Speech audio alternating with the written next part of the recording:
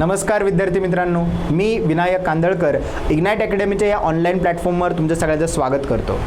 तर विद्यार्थी मित्रांनो, नुकताच टाउन प्लॅनिंग डिपार्टमेंट थ्रू एक रिक्रुटमेंट नोटिफिकेशन, एक रिक्रुटमेंट ॲडव्हर्टाईज झालेली आहे for the post town planning assistant. Okay, so JEE level post आहे आणि टोटल याच्या वॅकन्सीज ज्या आहेत 177 वॅकन्सीज आहेत। ओके, तर खूप चांगले ऑपॉर्च्युनिटीज आहेत तुमच्यासाठी।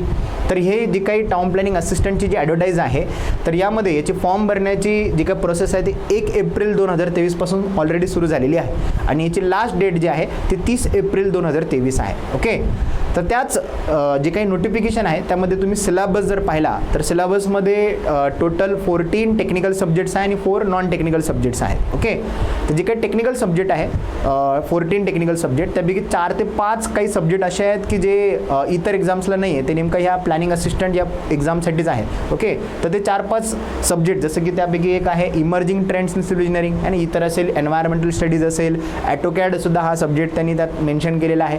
तर या सब्जेक्टमध्ये फक्त सब्जेक्टचं नावं दिलेलं सिलेबसमध्ये आहे की नाही, तर या सब्जेक्टमध्ये नेमका काय काय कंटेंट आहे, याच्यामध्ये नेमका काय काय पॉईंट्स वाचायला पाहिजे आपण, काय काय त्या ठिकाणी टॉपिक्स आहेत आणि हे सगळं आपण जनरल डिस्कशन या व्हिडिओमध्ये आपण करणार आहे। ओके, सो पाहूया आता मोस्टली जे एक्झाम प्रिपरेशन करणारे आपले ॲस्पिरंट्स असतील, मे बी काही जॉब करणारे असतील, मे बी त्या ठिकाणी काहींचा डिप्लोमा झाला आहे, इंजिनिअरिंग कॉलेजला असतील है ना, तर त्यांच्यासाठी सुद्धा आणि मोस्टली जे ॲस्पिरंट्स नेमका हे ॲडव्हर्टाईज झाल्यानंतर ज्यांना माहिती झालं की आता प्रिपरेशन करायचं आहे, त्यांच्यासाठी आपल्याकडे जे आहे ऑनलाईन लाईव्ह प्लस रेकॉर्डेड मोड्समध्ये आहे ना, इग्नाइट अकॅडमीने जे आहे लाईव्ह प्लस रेकॉर्डेड मोडमध्ये जे बॅचेस स्टार्ट केलेले आहे टाउन प्लॅनिंग असिस्टंट या पोस्टसाठी, तर ₹5,999 इतकं त्या ठिकाणी त्याची फीज आहे आणि फुल्ली रेकॉर्डेड कोर्स, काही स्टुडंटला may be fully recorded lectures हवे असतील तर ॲपमध्ये जे आहे इग्नाइट अकॅडमीच्या ॲपमध्ये ₹3,999 फुल्ली रेकॉर्डेड कोर्ससुद्धा अवेलेबल आहे। ओके, सो तुम्हाला दोन्ही ऑप्शन्स त्या ठिकाणी मिळू शकतात। लवकरात लवकर ह्या कोर्सला एनरोल करा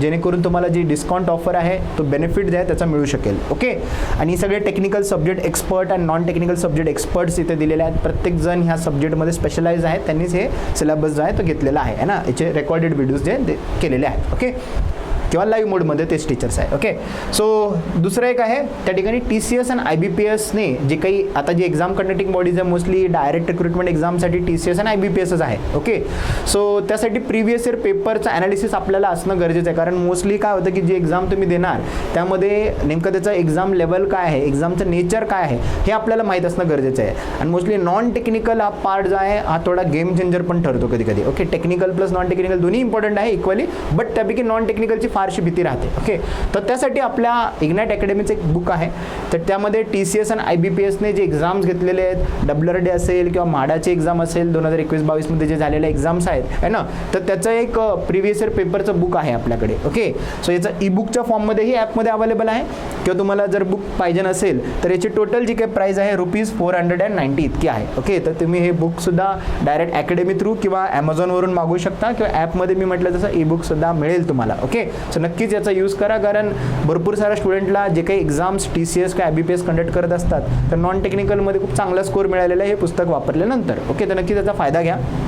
ओके, नेक्स्ट थिंग जो आपला ह्या व्हिडिओचं मी जसं म्हटलं की या व्हिडिओमध्ये आपल्याला जे टाउन प्लॅनिंग असिस्टंटच्या पोस्टसाठी जो सिलेबस आहे, जसं की म्हटलं emerging trends in civil engineering, तर या सब्जेक्टमध्ये नेमका कोणते कोणते टॉपिक्स आहेत, कोणते कोणते चॅप्टर्स आहेत, कंटेंट्स काय काय आहे, तर ते किंवा त्याचं काय रीड करायचं आहे, काय वाचायचं आहे आणि काय स्किप करायचं आहे हे जर आपल्याला कळालं तर आपल्याला एक्झाममध्ये चांगले मार्क्स मिळवण्यासाठी जरा सोपं जाऊ शकतं। ओके, सो आपण पाहूया कोणते कोणते कंटेंट्स आहेत, कोणते कोणते टॉपिक्स आहेत ते। ओके, बघा,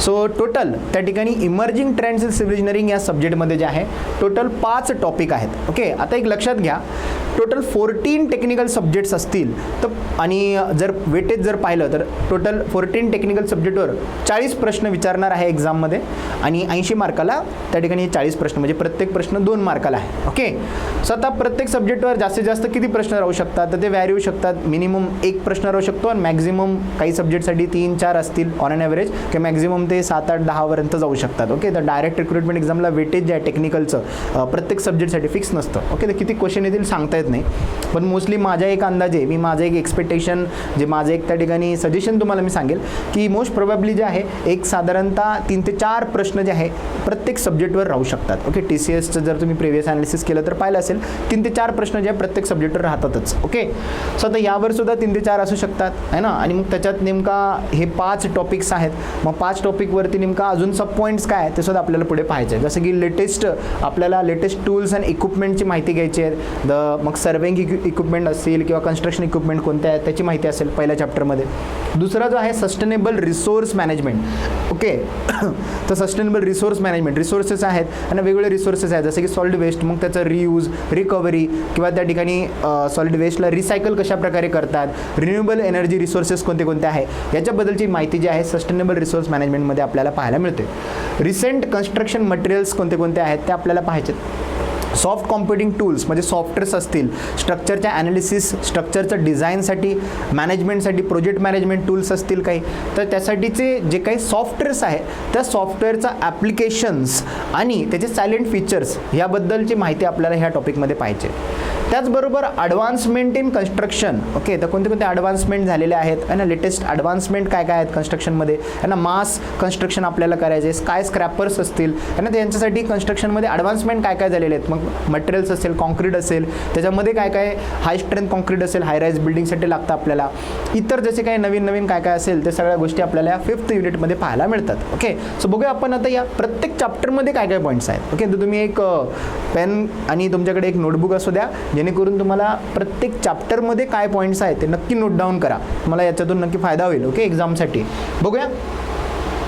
तर लेटेस्ट जो फर्स्ट युनिट आहे लेटेस्ट टूल्स अँड इक्विपमेंट्स आहे ना, जसं की इथे एक इमेज मी तुम्हाला दाखवली आहे ना. तर ही जी आहे एरियल फोटोग्रॅमेट्रीसाठीची आहे ना. 2 टाईपच्या फोटोग्रॅमेट्रीज असतात. एक तर ग्राउंड फोटोग्रॅमेट्री म्हणजे टेरेस्ट्रियल फोटोग्राफी म्हणतो आपण किंवा एरियल फोटोग्राफी म्हणतो. ओके, तर हे फोटोग्रॅमेट्रीबद्दल म्हणजे त्याचे ॲप्लिकेशन्स काय आहे ना, किंवा GIS आणि GPS आहे ना, जी सॅटेलाईट सिस्टीम आहे तर सॅटेलाईट सिस्टीममध्ये टोटल नंबर ऑफ सॅटेलाईट्स किती, नॉमिनल नंबर ऑफ सॅटेलाईट किती आहे ना, तर किंवा एका ऑर्बिटमध्ये किती सॅटेलाईट्स असतात अशी एक जनरल इन्फॉर्मेशन विचारलं जाऊ शकते.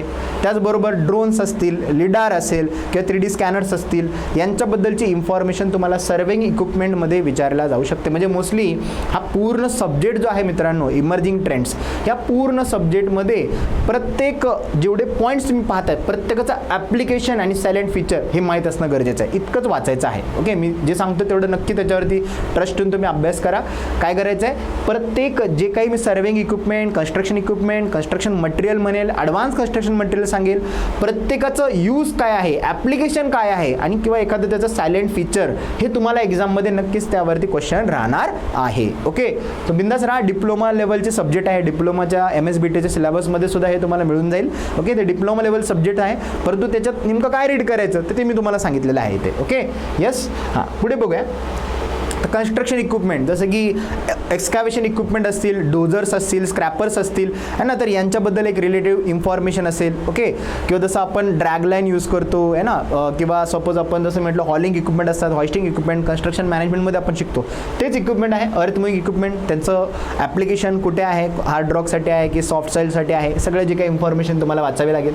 ॲडव्हान्स प्लास्टरिंग मशीन्स असतील किंवा ब्रिज लॉन्चर्स आहेत त्यांच्याबद्दल एक general application information silent feature विचारलं जाऊ शकतं. ओके, त्याचबरोबर मटेरियल हँडलिंग इक्विपमेंट्स कोणते कोणते आहेत आहे ना, जसं मी म्हटलं हॉइस्टिंग इक्विपमेंट, लिफ्टिंग इक्विपमेंट असतील, क्रेन्स असतील किंवा फोरक्लिप्स असतील किंवा कन्वेअर बेल्ट्स असतील आहे ना, तर यांच्याबद्दल मोबाईल कन्वेअर, कॉन्क्रीट मिक्सर्स असतील आहे ना, पेवर्स असतील यांच्याबद्दलची इन्फॉर्मेशन आपल्याला मटेरियल हँडलिंग इक्विपमेंटमध्ये यांचं यूज ॲप्लिकेशन विचारलं जाऊ शकतं. Okay, so this is regarding the first unit. म्हणजे पहिल्या युनिटमध्ये काय काय आहे मित्रांनो, सर्वेइंग इक्विपमेंट, दुसरा कन्स्ट्रक्शन इक्विपमेंट आणि तिसरा मटेरियल हँडलिंग इक्विपमेंट या तिघांचेही ॲप्लिकेशन्स, युजेस किंवा तुम्हाला सायलेंट फीचर्स, जनरल इन्फॉर्मेशन हे तुम्हाला वाचणं गरजेचं आहे. इतकंच त्या टॉपिकमध्ये तेवढं कंटेंट आहे की नाही.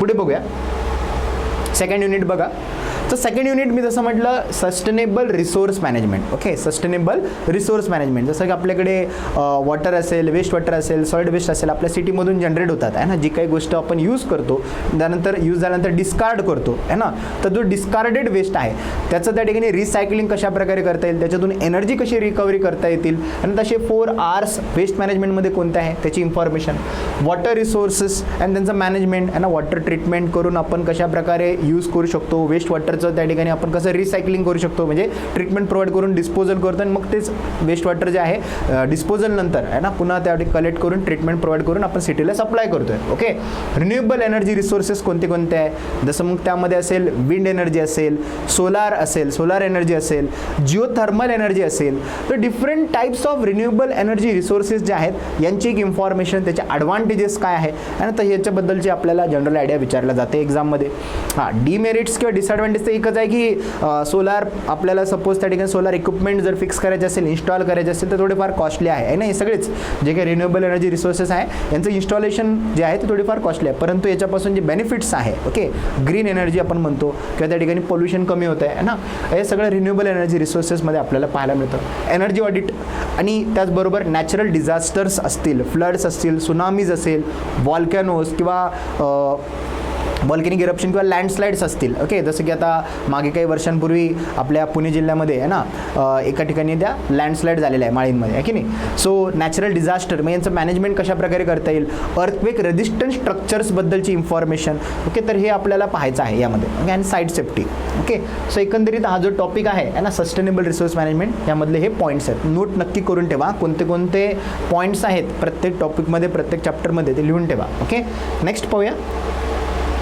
Okay, recent construction materials. Okay, आता कोणते कोणते रिसेंट कन्स्ट्रक्शन मटेरियल, जसं की मग बिल्डिंग मटेरियलमध्ये पाहिलं आणि नंतर आर्टिफिशियल सँड असेल आहे ना, आपण जसं की पहिले वाळू वगैरे वापरायचे, सँड वापरायचे, आता क्रश सँड वापरतात आहे ना, कधी आपण त्या ठिकाणी काय क्रश करतोय आणि यूज करतोय. आर्टिफिशियल सँड असेल, काही सेन्साइड टाईल्स असतील. ओके, किंवा आपण लॅमिनेटेड टिंबर यूज करतोय आहे ना, ट्रान्सल्युकेंट वूड यूज करतोय. 3D आता 3D प्रिंटेड ब्रिक्स पण यायला लागले, 3D टाईल्स आहेत, 3D प्रिंटेड ब्रिक्स आहेत. तर हे सगळे जे आहे रिसेंट बिल्डिंग मटेरियल्स आहेत. ओके, यांच्याबद्दलचं आपल्याला त्यांचा यूज कुठे आहे किंवा ॲप्लिकेशन किंवा त्यांचे सायलेंट फीचर्सबद्दल काही जनरल इन्फॉर्मेशन विचारलं जाते. रोड मटेरियल्स असतील, तर रोड मटेरियलमध्ये जसं की नॉईज रिड्युसिंग ॲस्फॉल्ट असेल किंवा जिओसिंथेटिक्स असतील, प्लास्टिक रोड असेल, सोलार रोड्स काय आहेत याची एक इन्फॉर्मेशन आयडिया आपल्याला पाहिजे आहेत. आणि अँटी सायक्लिंग रोड्स वगैरे सगळं आपण अँटी आयसिंग रोड्स आहेत. ओके, सो हे रोड मटेरियल्स आहेत यांची इन्फॉर्मेशन. ओके, पुढे पाहूया. Concrete materials. ओके, मग हाय स्ट्रेंथ कॉन्क्रीट, जसं मी म्हटलं हाय राईज बिल्डिंगसाठी हाय स्ट्रेंथ कॉन्क्रीट लागतं. मग किंवा सपोज पोरस कॉन्क्रीट असेल, ॲडमिक्स्चर्स आहेत, नवीन नवीन ॲडमिक्स्चर्स आहेत. तर जसं की आता आहे ना रिटार्डिंगसाठी, एअर एंटरमेंटसाठी किंवा वॉटर रिड्युसिंगसाठी आहे ना, डिफरंट ॲक्सलरेशनसाठी, सुपर प्लास्टिसायझर्स आहे ना, असे डिफरंट टाईप्स ऑफ ॲडमिक्स्चर्स आहेत. तर मग हे ॲडमिक्स्चर्स कोणते कोणते आहे, सेल्फ फिलिंग कॉन्क्रीट काय आहे, ओके, किंवा बॅक्टेरियल कॉन्क्रीट पण म्हणतो आपण, फायबर रिएन्फोर्स कॉन्क्रीट. तर हे सगळे नॅनो कॉन्क्रीट, हे सगळे काय आहेत कॉन्क्रीट मटेरियल्स आहेत. मग यांच्याबद्दलची माहिती. Sustainable materials. ओके, सस्टेनेबल मटेरियलमध्ये GGSB असेल किंवा एरोजल इन्सुलेशन्स असतील, कूलिंग ब्रिक्स असतील, असे डिफरंट टाईप्सचे सस्टेनेबल मटेरियलची इन्फॉर्मेशन तुम्हाला पाहणं गरजेचं आहे. MCQs जर तुम्हाला लेक्चर्स जे आहेत आपल्या या लेक्चर्समध्ये MCQसुद्धा असतीलच. ओके, नक्कीच तुम्हाला MCQs मिळतील. थिअरी कंटेंटसोबत MCQs जर असतील तर नक्कीच ते थिअरीमध्ये नेमका काय आहे, काय वाचायचं आहे ते आपल्याला कळतं. ओके, सो MCQ प्रॅक्टिस पण करा, मॉक टेस्ट देत चला मोस्टली. ओके, टेस्ट सिरीज असतील सब्जेक्ट वाईज, त्याच्यातून तुम्हाला ह्या सब्जेक्टवर या टॉपिकवर काय प्रश्न येतील ते नक्कीच माहिती पडतील. ओके, येस, पुढे पाहूया. Soft computing tools. जसं मी म्हटलं आपण मोस्टली कॉलेजेसमध्ये जे आहे ॲटोकॅड सॉफ्टवेअर पाहिलं आहे ना, किंवा आपण ऐकलं आहे स्टॅड प्रो, ई-टॅब किंवा आपण त्या ठिकाणी रेविट असेल आहे ना, इतर सॉफ्टवेअर्स कोणते कोणते आहेत अजून, तर त्यांचे सायलेंट फीचर, त्यांचे ॲप्लिकेशन्स काय आहेत. जसं की सपोज प्रोजेक्ट मॅनेजमेंट टूल्स असतील, काही एस्टिमेट काढण्यासाठी काही सॉफ्टवेअर्स लागतात किंवा स्ट्रक्चरचं ॲनालिसिस अँड डिझाईनसाठी काही सॉफ्टवेअर्स लागतात. सॉफ्टवेअर यूज केलं की आपला टाईम रिड्यूस होतो आणि आपण एकदम विथ ॲक्युरेसी आहे ना, विथ इन्क्रीज्ड ॲक्युरेसी आणि आपल्या कामाची एफिशियन्सीसुद्धा वाढते सॉफ्टवेअर्स यूज केल्यामुळे. मग कोणते कोणते सॉफ्टवेअर्स आहेत तरी सगळे इथे लिस्ट दिलेली आहे. ArcGIS असेल, ArcViewGIS असेल आहे ना, आपण हे GISचे सॉफ्टवेअर म्हणतो आपण, एसरी कंपनीचे असतील काही. ओके, तरी सगळे सॉफ्टवेअर्स आहेत. स्ट्रॅप असेल किंवा सिव्हिल 3D मध्ये आपल्याला काही त्या ठिकाणी ड्रॉइंग्स पाहिजे नसतील, ड्रॉइंग्स बघायचे असतील आहे ना, प्लॅन आपण 2D मध्ये पाहतो तर 3D मध्ये कसा दिसेल बिल्डिंग, त्याच्याबद्दलची एक जनरल इन्फॉर्मेशन आहे ना. ते सगळे त्यासाठी सॉफ्टवेअर्स कोणते असतात आहे ना, वॉटर जेम असेल, इतर हे सगळे सॉफ्टवेअर्स आहेत, यांचे ॲप्लिकेशन्स पाहिजेत. ओके, नेक्स्ट पहा.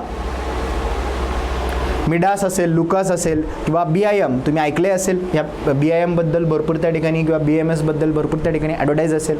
प्रायमावेरा प्रोजेक्ट मॅनेजमेंट सॉफ्टवेअर आहे, ओके, किंवा मायक्रोसॉफ्ट प्रोजेक्ट आणि MSP, हे सगळे असे सॉफ्टवेअर्स आहेत मित्रांनो, ओके. आणि एस्टिमेटसाठी एस्टिमेट मास्टर वगैरे आहे, ओके. सो एकंदरीत हे सगळे जे काय सॉफ्ट कॉम्प्युटिंग टूल्स आहेत म्हणजे हे सॉफ्टवेअर्स आहेत, यांचं देखील मी म्हटलं तसं सायलेंट फीचर्स आणि काय पाठ करायचं आहे, ॲप्लिकेशन्स, ओके. येस, पुढे बघा, ॲडव्हान्समेंट इन कन्स्ट्रक्शन, ओके. तर काय काय ॲडव्हान्समेंट झालेले आहे, तर यामध्ये काही 3 ते 4 पॉईंट्स आहेत, ओके. तर बिल्डिंग कन्स्ट्रक्शनमध्ये काही टेक्निक असेल, जसं झिरो एनर्जी बिल्डिंग म्हणतो आपण, ग्रीन बिल्डिंग प्रोजेक्ट आहे, ओके. किंवा मास कन्स्ट्रक्शनसाठी आपण प्रिकास्ट हाऊसेस, सध्या प्रिकास्ट कन्स्ट्रक्शन यूज करतो, फॅब्रिकेटेड असतात. मोस्टली आपल्या वर्ल्डमध्ये जेवढं पोल्युशन होतं आहे त्याच्या साधारणतः 4% पोल्युशन जे आहे ते फक्त कॉन्क्रीटच्या यूजमुळे होत आहे, ओके. जे काही पूर्ण पोल्युशन होतं त्यापैकी 4% पोल्युशन हे कॉन्क्रीटच्या प्रोडक्शनमुळे, कॉन्क्रीटच्या जनरेशनमुळे होत आहे, कॉन्क्रीटच्या यूजमुळे होत आहे. सो कॉन्क्रीटचं यूज आपण कमी करतोय आणि मग त्याच्याऐवजी त्याला ऑप्शन्स काय काय आहेत, मग झिरो बिल्डिंग, ग्रीन बिल्डिंग, आपण असे सगळे इतर सगळ्या त्याच्यामध्ये अजून काय काय आपल्याला ॲडव्हान्समेंट करता येईल ते सगळं आपण पाहतोय, ओके. सोलार पेंट्स, नवीन नवीन मटेरियल्स आलेले आहेत. अर्थक्वेक रेजिस्टिंग कॉन्क्रीट किंवा अर्थक्वेक रेजिस्टिंग कंट्रोल आपण ते यूज करत आहे, ओके. रोड कन्स्ट्रक्शन टेक्निक्स कोणते कोणते, तर 3D प्रिंटिंग असेल किंवा रोड प्रिंटर्स आणि स्मार्ट रोड्स आहेत ते आपण पाहतो, ओके. तर हे सगळे पॉईंट्स आहेत. अजून काय आहेत बघूया. Coastal construction techniques, okay. तर कोस्टल कन्स्ट्रक्शन टेक्निकमध्ये साऊंड प्रूफ असेल किंवा त्या ठिकाणी आपण वॉटर रेजिस्टंट रूफ्स असतील सॉरी, आणि हाय परफॉर्मन्स डोअर्स आणि विंडोज, इझी ॲक्सेस, फास्ट ॲक्सेससाठी हाय परफॉर्मन्स डोअर्स आणि विंडोजची इन्फॉर्मेशन पाहणार. एअर अँड मॉइश्चर बॅरियर्स कोणते आहेत, है ना. आणि त्यासोबतच ग्राउंड इम्प्रूव्हमेंट टेक्निक असतील, ओके. मग जसं मायक्रोपाईल्स आहे ना, तुम्ही ऐकलं असेल, किंवा आपल्याला आपण पाहतो सॉईल स्टॅबिलायझेशन टेक्निक्स असतील काही, त्याच्या रिलेटेड इन्फॉर्मेशन जे आहे ना, सॉईल नेलिंग असेल, वर्टिकल ड्रेन्स किंवा थर्मल मेथड्स कोणते कोणते आहेत, हे आपण सगळे या ग्राउंड इम्प्रूव्हमेंट टेक्निक्समध्ये आणि या सगळ्या टॉपिकमध्ये पाहणार आहे, ओके. तर इतके आपले हे टोटल मी जसं म्हटलं 5 युनिट्स आहेत आणि प्रत्येक युनिटमध्ये काय काय पॉईंट्स आहेत मी सगळे तुम्हाला लिस्ट आउट केले. सगळे पॉईंट्स तुम्ही एकटी जर पेजवरती लिस्ट केले तर एक साधारण 40-50 पॉईंट्स निघतील या टॉपिकमध्ये. प्रत्येकाचं ॲप्लिकेशन, सायलेंट फीचर असं लिहून ठेवा, ॲडव्हान्टेजेस वगैरे, जनरल इन्फॉर्मेशन, त्याची एक शॉर्ट नोट्स बनवा. अगदी छोटासा टॉपिक आहे, छोटासा सब्जेक्ट आहे हा. तुम्हाला नक्कीच जे काही 3, 4, 5 प्रश्न येतील या सब्जेक्टवरती ते मार्क्स देऊन जाणार आहे. त्यासाठी आपले ऑनलाईन रेकॉर्डेड किंवा लाईव्ह व्हिडिओसुद्धा आहेत अदर काही सब्जेक्टसाठी. तर जे काही तुम्हाला इन्फॉर्मेशन लागेल है ना, इग्नाईट अकॅडमीचं तुम्हाला त्या ठिकाणी कॉन्टॅक्ट नंबर आहे, त्याच्या थ्रू तुम्ही ऑनलाईन कोर्सेससाठी नक्कीच एनरोल करू शकता, ओके. चालेल. सो भेटूया आपण आपल्या नेक्स्ट जे काही सब्जेक्ट्स असतील है ना, इमर्जिंग ट्रेंड जसं आपण आता पाहिलं आहे तसं मे बी एन्व्हायरमेंटल स्टडीज असेल, अदर काही सब्जेक्ट असेल, यांच्या सिलेबसमध्ये पण काय पॉईंट्स आहे त्यासाठी आपल्या यूट्यूब चॅनल नक्की सबस्क्राईब करून ठेवा, ओके. आपण नेक्स्ट व्हिडिओमध्ये बाकी इतर सिलेबससुद्धा पाहणार आहे, ओके. चालेल मित्रांनो, भेटूया नेक्स्ट लेक्चरमध्ये. Thank you, okay. बाय.